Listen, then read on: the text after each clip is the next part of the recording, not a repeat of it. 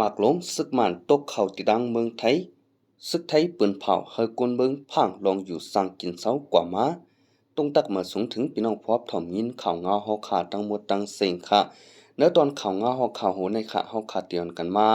รับถ่อมยินโดยข่าวเงาเกี่ยวกับโดยรองปางตึกตีเมืองยางแหลงค่ะเนาะหมากลงตกแตกเนอผังเมืองไทยนะคะอันนี้ก็จอมหนังสือข่าวผู้ใดฮอกค่ะออกไว้เมื่อในขณะวันที่13เดือนมกราคมปี2525ว่าปางตึกซึกมันยึดเมืองตั้งซึกยางแหลงตีแหลนดินยางแหลงไทยนั้นหมากหลงตกแตกถึง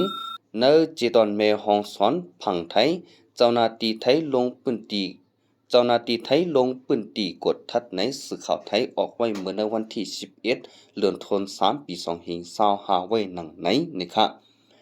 บางตึกซึกมันตั้งซึกยางเหลียงในค่ะอยู่ตั้งแม่ฮองสอนเมืองไทยก็เลยยินหลังแห้งหมากอันตกแตกผังแม่ฮองสอนนั้นเป็นหมากแซน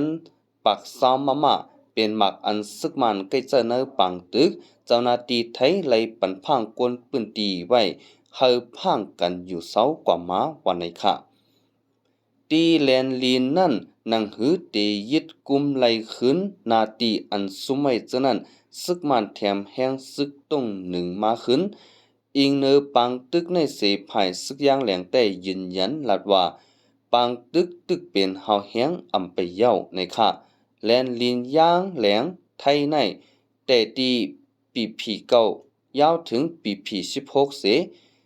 ซึกยางแหลงยึดกุมไหลไว้ตับปังเศร้าซึกมัน30ปลายว่าจึงหนังไหนในค่ะเอาค่ะยินจมขอบใจพี่น้องพบถ่อมยินข่าวเงาเฮาเขาตั้งหมดตั้งเสียงค่ะมื้อสงค่ะ